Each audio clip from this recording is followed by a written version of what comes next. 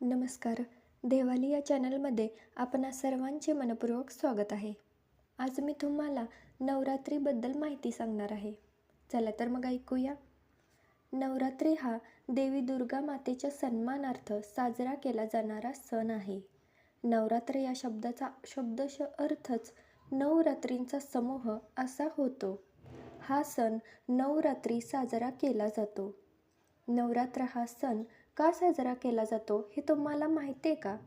तर एका पौराणिक कथेनुसार देवीने महिषासूर राक्षसाचा वध करून नकारात्मक शक्तींचा नाश केला होता. तो देवीचा विजय चांगल्याचा वाईटावर विजय होण्याचे प्रतीक होता. म्हणजेच जो सत्य आणि चांगला आहे त्याचा नेहमी वाईटावर विजय होतो. मग ते वाईट कितीही भयंकर असो, विजय हा नेहमी सत्याचाच होतो, याचं तो प्रतीक होता. त्यामुळे हा नवरात्री उत्सव देवीचा तिच्या स्त्रीत्वाचा आदर करण्यासाठी साजरा केला जातो. नवरात्री उत्सवामध्ये 9 दिवस विविध 9 रंग ठरवलेले असतात आणि त्याच रंगाची साडी देवीला नेसवली जाते.